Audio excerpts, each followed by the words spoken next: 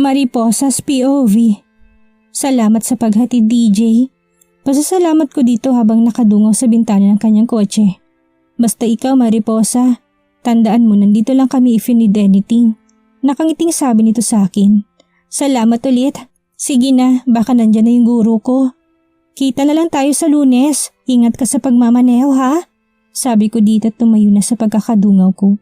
Kumaway pa ako sa kanya bago ako tuluyang pumasok sa gate. Diretso na akong pumasok sa loob ng pagbusan ako ni Manong ng gate. Napansin ko sa sakyang dala ng senyorito kaninang nakapark sa garahe. Natuwa naman ako sa kaisipang hindi niya tinutuo ang sinabi nito kanina. Kahit na gusto ko nang lumingon at piliin ito kanina ay nangibabaw pa rin ang isip ko. Ayoko makasira ko ng pamilyang binubuo nila ni senyorita. Malapit na ako sa pintuan nang bigla itong bumukas at niluwa sa senyoritong may hawak na bag. Napatigil ako sa paghakbang at tinignan ito pero nilagpasan niya lamang ako at dumiretso ito sa kanyang sasakyan. Sasakay na sana ito nang tawagin ko siya. Senyorito, mahinang tawag ko na kapag patigil dito pero hindi ito lumingon. Nanatili lang ito sa bukana ng kanyang kotse. Saan po kayo pupunta? Nautal na tanong ko dito kahit na alam ko na kung anong ibig sabihin ng dalawang bag na dala nito. Tumingin ito sa akin at nagsalita. I told you, namili ka na't mas pinili mo siya. Alam kong wala akong karapatang papiliin ka, pero gusto ko lang malaman kung saan ako lulugar sa buhay mo. At kahit masakit, wala naman akong magawa dahil siyang pinili mo. Sige na, aalis na ako. Mag-iingat ka palagi.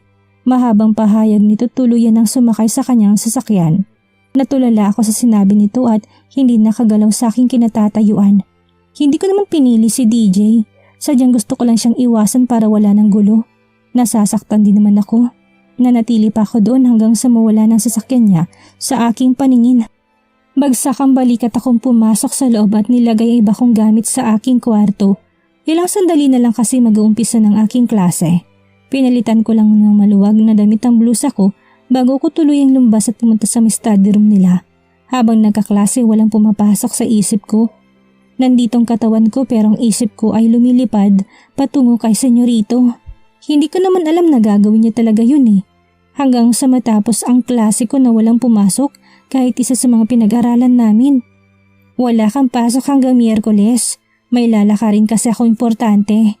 Bibigyan na lang kita ng mga pag-aaralan mo para hindi sayang ang 3 araw na wala kang klase. Pagpapaalam niya sa akin. Okay po ma'am.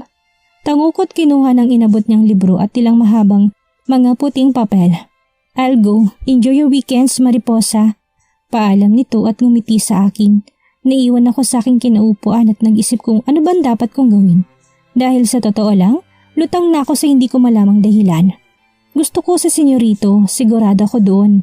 Parang ang mas lumalim pa itong mararamdaman ko habang tumatagal. Pero tulad nga ng sabi ko kanina, ayoko makasira sa isang pamilya, lalo na't magkakaanak na sila. Malungkot kong inayos ang gamit ko tumungon sa aking kwarto para magpalit ng uniform pang trabaho. Pagpasok ko sa kusina ay nadatnan ko si Lara na naghihiwa kaya tumulong na ako. Oo, nandiyan ka na pala. Kamustang klase mo? Lumapit ako dito tumabi sa kanya. Ayos lang naman kaso lumilipat ang utak ko kung saan. Buti na nga lang at hindi ako natangay nito. Sambit ko. Napansin kong pagseryoso nito ng pag-upo nito sa silyang nasa likod namin. Pagkaupo nito hinila niya agad ako at pinaupo doon. Pero hindi sa kandungan niya, kung hindi sa katabi niyang upuan lamang. Kamusta kayo ni Senyorito Mariposa? Tanong agad nito pagkaupo ko po lamang. Ayos lang naman kami. Matipid kong sagot at tumingin kay Lola. May ayos bang iniiwasan ng amo? Nakataas kilay nitong tanong sa akin na kinabuntong hininga ko. Hindi sa pinanghihimusukan kita Mariposa, pero kailangan ding malaman ni senyorito kung bakit ka ganyan. Pahayag niya na ikinailing ko. Hindi na niya kailangan pang malaman, Lara. Tama nang ganito, ako na lang ang iwas kaysa mas lumala pang sitwasyon. Napayuko ako na sabihin ko yan dahil nararamdaman ko naman ang tusok ng karayom sa aking puso. Sabihin na nating wala siyang karapatan, pero Mariposa, kailangan din ni senyoritong paliwanag. Hindi siya manghuhula para hulaan ang biglang pagbabago mo. Payon to sa akin na kinaisip ko. Napaisip ako sa sinabi niya. Tama siya pero ayoko nang manghimasok pa sa buhay niya. Tama ng ganitong hiwalay ang aming landas. Hindi na kailangan, Lara. Imposible namang hindi nito alam kung bakit. Nagdududang sabi ko dito. Kung wala man itong alam, bakit sinabi ng bruhang yun na malapit na silang ikasal? Alangan namang gumagawa lang ng kwento yun. Hindi magkakaganyan si senyorito kung alam niya, Mariposa. Maawa ka naman sa tao. Kailangan niya ng paliwanag. Pag nasabi mo na sa kanyang dahilan at saka mo na siya iwasan ng tuluyan para naman hindi nag-iisip yung tao kung anong nagawa niyang mali sa'yo. Pagkukumbinsin ito sa akin pero umiling lang ako. Magiging ama na siya at malapit na itong ikasal. Tapos sasabihin mo hindi niya alam yun? Hindi ako tanga, Lara. Sabi ko dito. Napakunot ang noo ko nang bigla na lang may nagsalita at hindi ito boses ni Lara. Hindi ko talaga alam ang sinasabi mo. At kanino naman ako magkakaanak? Sa pagkakaalam ko din, hindi din naman ako ikakasal. Seryosong sad ng boses ng kilalang kilala ko. Hindi ba't umalis na siya? Paano nandyan siya at nagsasalita? Agad akong tumingin sa katabi kong si Lara pero wala na ito si senyorito nang nasa malapit sa akin. Hindi ako nagsalita at nilagpasan na lang ito. Nagmadali akong pumasok sa kwarto para makaiwas pero nang isasara ko nito'y pinigilan ni senyoritong pinto kaya hindi ko ito tuluyang naisara. Hinayaan ko na lang itong bukas at lumapit sa cabinet na para bang may kukunin ako kahit alam ko naman sa sarili kong wala. Tell me, Mariposa, sino sinasabi mong nabuntisan ko at pakakasalan ko? Huwag mo sabihin buntis ka na't akong ama. Nakangising tanong nito sa akin na kinabato ko sa kanya ng ilang pirasong damit. Bastos! Sigaw ko dito, tumugot pa ng ilang damit at tinapon ulit dito. Hindi pa nga kita nahahalikan. Paano kita mabubuntis? Nag-iisip na tanong nito sa akin habang dahan-dahan itong lumalapit sa akin. Huwag na huwag kang magkakamaling lapitan o hawakan ako, senyorito. Binabalaan kita. Sabi ko tumatras ng umatras hanggang sa napaupo na lang ako sa kama. Paano kung hindi ko sundin ang sinasabi mo? May magagawa ka ba? Tinitikis ako nitong lalaking to pero hindi naman ako makagalaw sa pwesto ko habang ito'y lumalapit. Para pang hinihintay ko na lang siyang makalapit sa akin.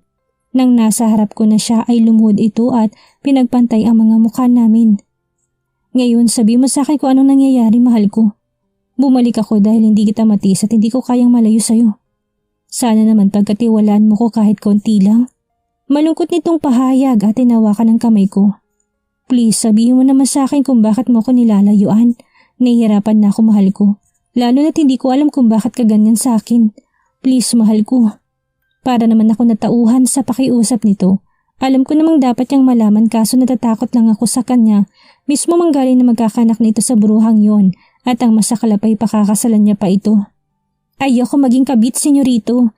At lalong ayoko maging tagasira ng pamilya. Kaya parang awa niyo na, layuan niyo na lang ako, senyorito. Pakiusap ko dito at kinakunot ng noo niya at tinignan ako sa aking mga mata. Kahit kailan hindi ka magiging kabit, mahal ko. Sino bang nagsabi ng mga yan sa'yo? Seryosong tanong nito sa akin na kinalungkot ko. Sabi mo sa akin, mahal ko, gusto kong ayusin ang gusot sa pagitan natin at hindi ito maayos kung maglilihim ka sa akin. Sabi nito. Napabuntong hininga naman ako bago nagsalita. Hindi ko alam kung pinuntahan niya ako, nagkataon lang na nandun siya, senyorito. Paunang salita ko't napayuko pero hinawakan itong baba ko at inangat para makita niyang mukha ko. Sino siya, mahal ko? You can tell me. Si Daniela ba? Tanong niya tumingin ng matiim sa akin habang hinihintay itong aking sagot. Opo, sinabihan niya akong layuan kita pero hindi ko siya pinansin. Nang sinabi niyang buntis siya at ikaw ang ama. Naluluhang sambit ko bago ko tinuloy ang sasabihin ko. Natulala ako at mas lalo kung naging desididong layuan ka nung sinabi niya ikakasal na kayo at nabubuo kayo ng sarili niyong pamilya. Ayokong ako ang dahilan kung bakit masisirang pamilyang bubuuin niyo, senyorito. Tama nang ako na lang ang lalo't masaktan. Kaysang makita kang masira ng dahil sa akin. Hindi ko na napigilan ang luhang dumaloy sa aking mga mata. Tama na, mahal ko. Hindi totoo lahat ng sinabi niya sa'yo. Ito lang ang masasabi ko. Pagpapatahan niya sa akin, sabay pahid ng luha sa aking mga mata. Sa akin ka lang dapat maniwala, mahal ko. Hayaan mong ayusin ko ito. Basta ipangako mo sa akin na hindi mo na ako ipagtatabuyan at iiwasan pa. Mangako ka? Nagmamakaawang sabi nito, tinaplos ang aking muka. Opo, pangako. Sambit ko, tinaas pang kanan kong kamay para mangako. Now, dito ka lang at aalis ako sandali. Aayusin ko lang ang bagay na to. Hintayin mo ko at mag-uusap pa tayo. Bili nito sa akin at tinalikan ako sa aking noo na siyang ikinapula ng mukha ko. Aba, senyorito, kakaayos lang natin pero nananching ka na. Ba dyan, senyorito? Sabi ko dito't pinitik ang noon niya na siya namang kinatawa nito ng malakas. Parang gumaan ang pakiramdam ko sa kaalamang hindi itong ama ng dinadala ng bruhang yon. Maliman ang pag-iwas ko dito pero natuto akong huwag na lang basta maniwala sa kung anong sinabi sa akin ng iba. Ngayon, natuto ako magtiwala, lalo na sa kanya. Jared's POV. Pagkatapos ng pag-uusap namin ni Mariposa kanina ay nakahinga ako ng maluwag. Ang sarap sa pakiramdam na makita ko na itong ngumingiti at tumatawa. Ang kailangan ko na lang gawin ngayon ay harapin si Daniela. Kaya pala niya ako kinukulit dahil may binabalak pala ito. Sinasabi ko na nga bang may gagawin na naman itong hindi maganda. Aalis na muna ako, mahal ko. May asikasuhin lang at babalik din ako kaagad. Paalam ko dito. Sige, pero baka busy na ako mamaya.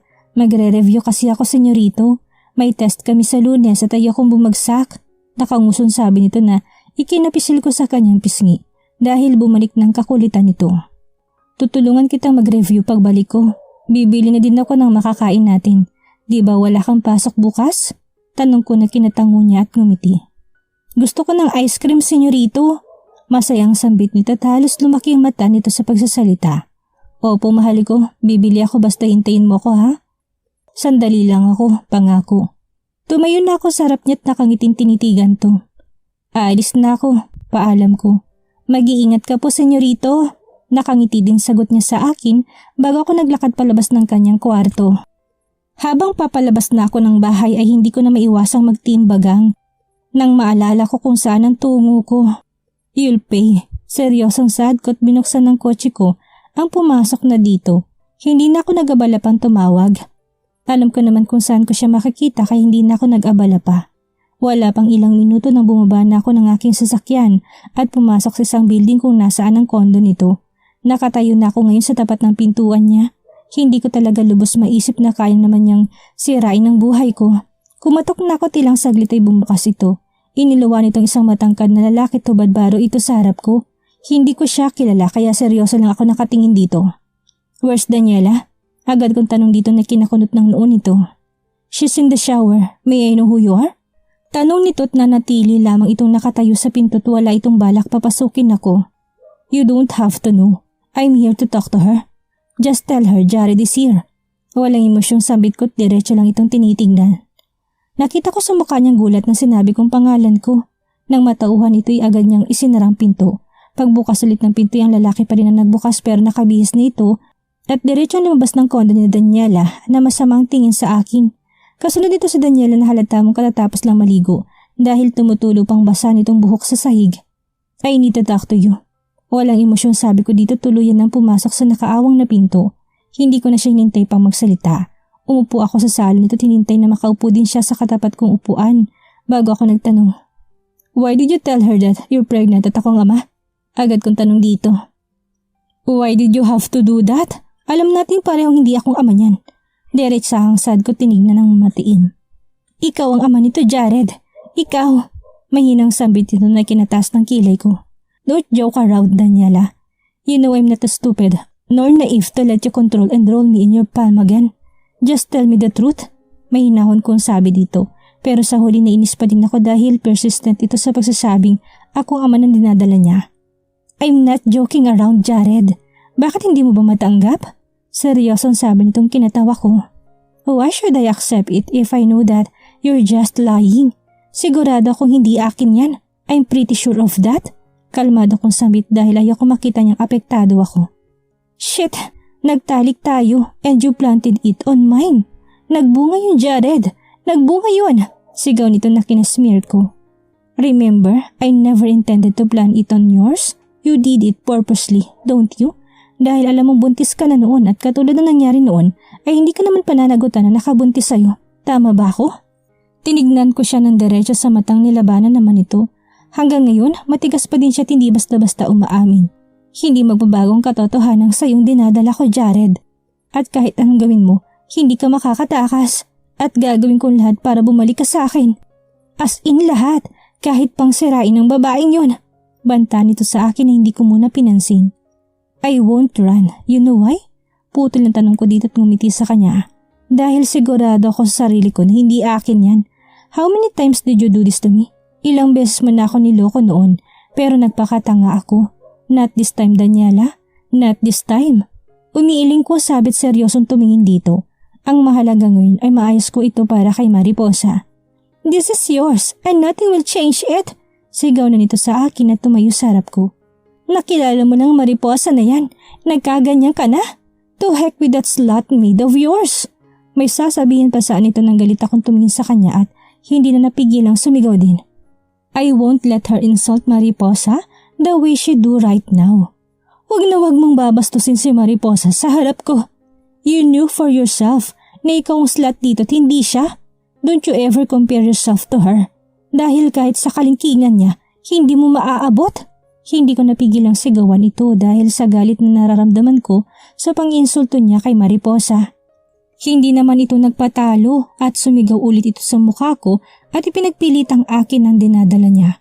Pinagmasdan ko siya mula ulo hanggang paa bago ako nagsalitang kinatigil nito. Then tell me, ilang buwan ang dinadala mo?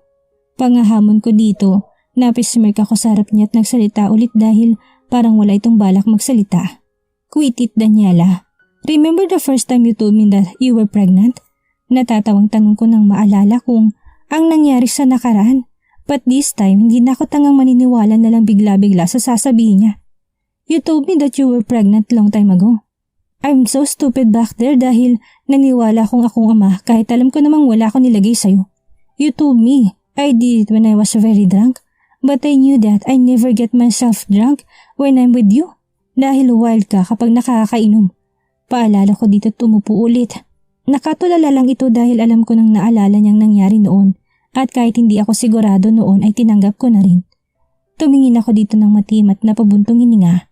When that guy came to my condo and claimed that he's the father, I knew he's telling the truth dahil sinabi niyang matagal ka na niyang kasintahan. You were mine while playing with others' arms. Pinamukha ko na sa kanya lahat ng ginawa niya sa akin para matauhan ito. Nakita ko na payuko ito at hindi umiimik hanggang ngayon kaya nagsalita ulit ako. Ilang beses mo ko niloko, Daniela. Pero hindi kita iniwan dahil mahal na mahal kita.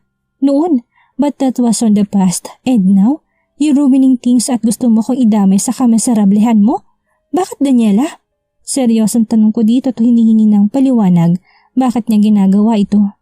Ikaw ang ama, Jared. I'm sure of that. Kaya huwag mo namang pagdudahan ng anak mo. Naiyak na sambit nito sa akin at kinainis ko't hindi ko na napigilang sumigaw. Kahit anong timpi ko'y mag-uumapo pa din pala dahil sa ugali nito. Don't push it, Daniela. Just don't.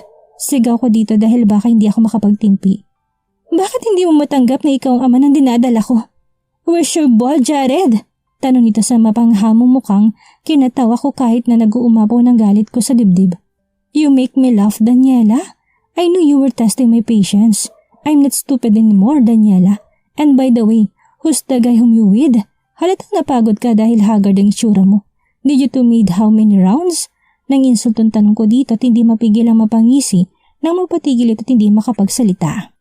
Huwag mo nang ulitin ang nangyari sa nakaraan, Daniela. Huwag mong hayaan na may mangyari na naman na pagsisisihan mo sa bandang huli. Make a decision that will be best for you. Tama na, Daniela. Itigil mo ng ginagawa mo dahil hindi na ako babalik sa'yo.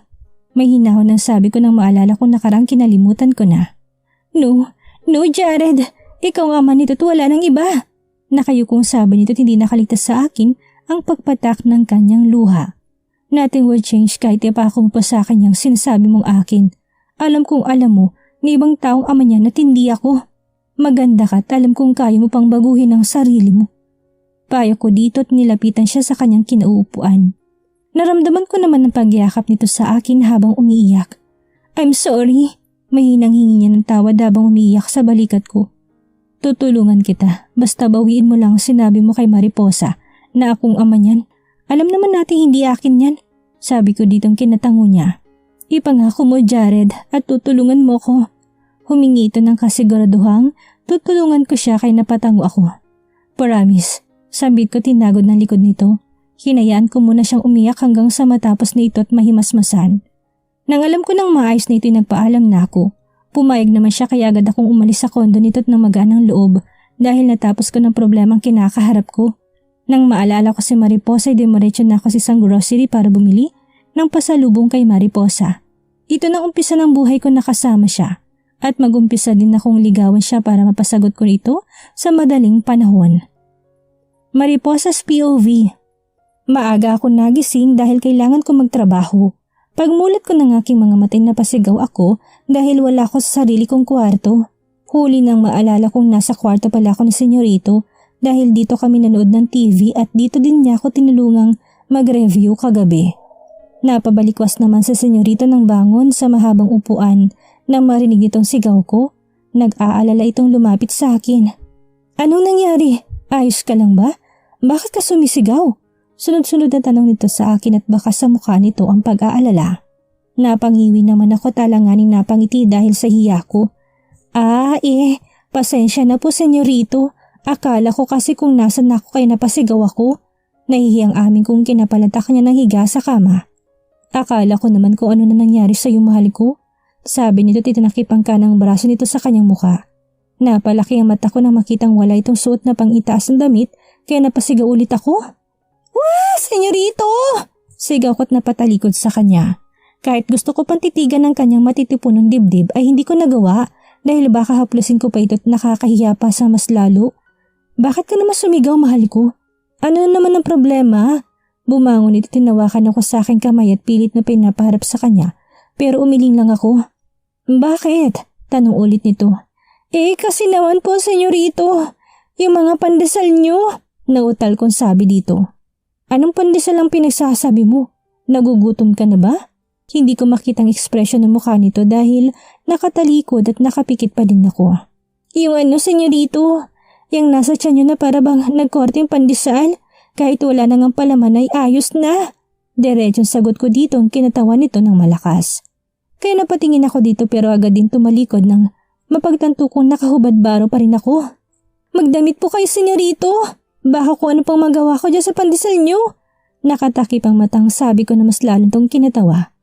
Pwede mo namang gawin lahat ng gusto mo mahal ko. Willing na willing ako. Tumatawa sabi nito't naramdaman kong pag-alis niya sa kama. Pwede ka nang tumingin mahal ko. Nakabihis na po ako. Dahan-dahan akong humarap dito habang nakatakip pa din ang mata ko pero may nakasilip na konting butas para makasigurado nakabihis na nga ito. At nang masiguro kong nakabihis na ito'y agad akong bumangon at nagpaalam ditong aalis na. Bababa na po ako Senyorito. Paalam ko. Hindi mo na ba pagtitiripan ng mga pandesal ko? Nangasar na sabi nito sa aking kinairap ko. Hindi na, baka kasi maubos ko pa yan at mawala pa yan sa katawan mo. Kawawa ka kapag nagkataon. Senyor, sagot ko dito at kinuha ng gamit ko sa mesa. Akmang lalabas na sana ako na magsalita ulit ito. Ayos lang sa akin mahal ko, basta ba ikaw mag-uubos na lahat ng ito. Nakangising turo niya sa may parteng tiyan ito sa bikindat na kinangiwi ko. Yak, Senyorito, para kayo may sakit na epilepsy sa ginagawa niyo. Wala ka namang sakit na ganun hindi ba, Senyorito? Paninigurado kong tanong ditong kinailing-iling nito. Maka-epilepsy ka naman? Kindat ang tawag doon mahal ko. Pagtatama nito sa akin pero hindi pa din ako nagpatalo. Parehas pa din yung Senyorito. Kunti lang ang pagkakaiba. Sabi ko't naglakad na papalapit sa pintuan. Magandang umaga na lang nga mahal ko. Wala talaga akong panalo sa'yo. Pagsusuko nito sa pakipag-argumento sa akin kaya napangiti ako at binati din ito. Magandang umaga din sa inyo Senyorito. Aalis na po ako. Nakangiting bati ko din at binuksan ang pinto para makalabas. Pagkalabas ko ay agad akong dumiretso sa aking kwarto para makaligo. Nang matapos na ako maligo ay agad akong gumayak para makapag-umpisa na magtrabaho. Lumabas na ako pupuntang kusina at tinulungan si Lola at Lara na ayusin mga pinamili nila. Kadarating lang kasi nila galing ng palengke. Agad kong inayos ang ibang pinamalengke nila at nilagay ito sa kanya-kanya nilang lalagyanan bago ko sila tinulungan sa pagluluto. Matapos ang isang oras ay naghahain na kami sa hapag. Naunang bumaba sa senyor at dahil nagmamadali ito ay kaunti lang nakain ito. Humigop lang ito ng kaunti sa kape niya nang magpaalam sa amin na aalis na. Ilang minuto pang lumipas na bumaba na din si Senyorito para kumain. Napangiti ako nang masilayan ko napakagwapo nitong mukha habang naglalakad palapit sa amin. Nang makalapit nito'y agad ko siyang hinainan. Sandali kami nagkwentuhan hanggang sa matapos na ito at nagpaalam dahil may bibilhin lang daw ito sa labas. Pagkaalis nito'y agad naming niligpit ang hapag at nagsimula na maglinis sa buong bahay. Habang abala kami naglilinis ay nagkukwentuhan din kami't nagtatawanan. Hindi na namin namalayan ang pagdating ni Senyorito at napataas ang kilay ko na makita kong kasama nitong bruha. Tara na Lara, baka kung ano pong magawa ko sa bruhang yan. Bulong ko kay Lara at napatingin kaming dalawa sa papasok na dalawang tao. Nakahawak sa Senyorito sa bulaklak habang nakakapit naman yung bruha sa braso nito. Napairap ako sa hangin dahil doon. Buisit, mauna na ako sa loob Lara. Inis na bulong ko ulit at naglakad na papuntang kusina. Bago pa man ako makarating sa pinto ay tinawag na ako ng Senyorito. Hindi ko alam kung lilingon ako o hindi. Kaya nanatili na lang ako nakatayo't nakatalikod pa din. Mahal ko, tawag nito pero hindi talaga ako lumingon dahil nainis pa din ako sa kasama niya. Naramdaman ko na lang na hinawakan nitong kamay ko at pinaharap ako sa kanya. Pagharap ko, nakatakip ang mga bulaklak sa dibdib nito at inabot nito yun sa akin. Nakakunot noo ko siyang tinignan. Para sa'yo, sana magustuhan mo. Nakangiting sabi nito at hindi ko maiwasang mas kumunot pang aking noo. Po, para sa akin? Baka po nagkakamali lang kayo.